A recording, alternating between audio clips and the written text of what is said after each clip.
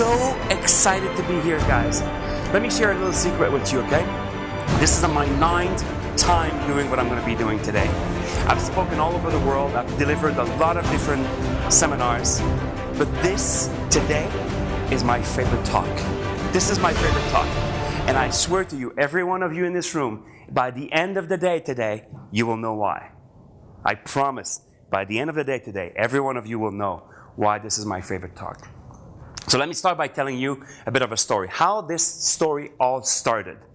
So why I'm so excited is because all of you guys are entrepreneurs. I get to speak with people that are all sorts of different people. You know, I was in Las Vegas in June, and I spoke on stage in front of, I think, 1,000 real estate agents. See, that doesn't excite me, because they're real estate agents. I love to speak with entrepreneurs because I'm an entrepreneur. I grew up in a business. When I was a kid, my parents actually owned restaurants. And when I was 12 years old, that summer, the summer of 1982, my parents opened another business, a second restaurant, and they put me in charge. I was a restaurant manager at the age of 12 years old. That's pretty cool, right? I don't know exactly what my parents saw in me, but they trusted me to manage that restaurant. Now, let me qualify what that means, right? My job was to schedule the employees. My job was to prepare and count the inventory. And every day, at the end of the day, I had to count the money and sometimes run to the bank. I was 12 years old. This is like a little boy. I have a client, none of you know him, Michael Butcher, I think, from South Africa. Michael Butcher attended Dream Team in July at Valverde. He's 12 years old. And I was looking at him, and he's like this big. And I'm like, this is who I was. I was a restaurant manager at the age of 12. So it changed my life. I grew up in a very small town in French Canada, and it really changed my life because it's almost like for the first time in my life, my dreams became possible. For the first time in my life, I started to dream about something else. I started to create a future for myself. That was pretty cool. You know, when you go to high school and they ask the kids, so what do you want to do? And then this one says, well, I want to be a police officer. And then this one says, I want to be a nurse. And this one says, I want to be a firefighter. I always wanted to be a businessman. I spent my entire life, ever since I was 12 years old, telling the world that I was going to be a businessman. So guess what, right? I went to college. I studied business, obviously, right? So I studied business, and everything was excited. For 10 years, I graduated college in 1992, and the world was unraveling itself in front of me. I was excited. I was going to be a businessman. But something happened that summer. Something happened that completely changed my world. I was not expecting. You know, sometimes it's funny, you know? Sometimes you know where you're going in life. You have this path. You know exactly where you're going to go. You know, you anticipated all the steps. You know, you've planned correctly, and you know exactly where you want to go. For 10 years, I knew exactly where I was going to go. And in that summer, things changed like that. My dad passed away. Completely unexpectedly. We didn't expect it. And I'm the oldest of 2 sons, so it really changed my life. Completely changed my life. I did not expect that, right?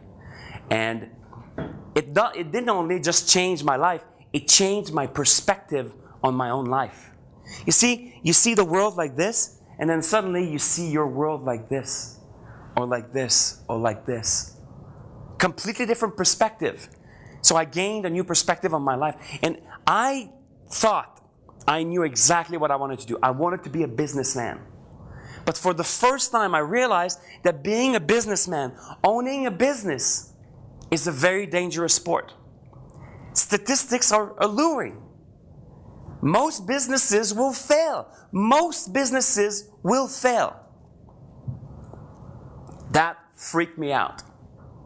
Imagine this, right? I'm this little boy. I'm 22 years old. All I wanted in my entire life was to be a businessman.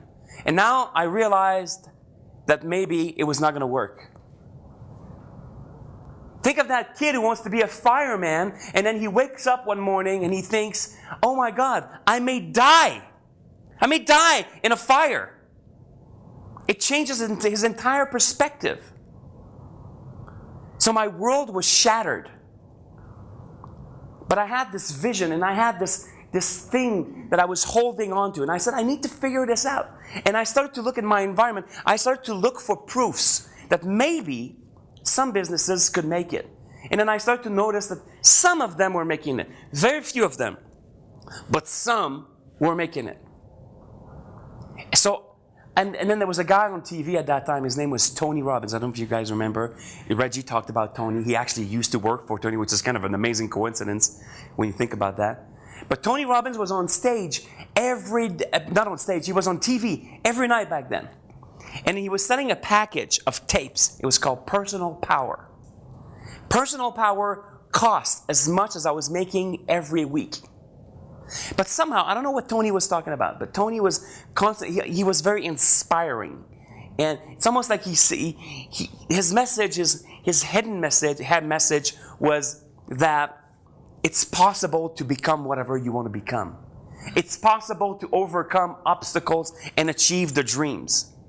And I said, I never bought anything in my life, but I said to myself, well, you know what?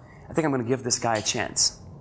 I think I'm going to spend what amounted to more than 1 week's pay for me, which is a lot of money.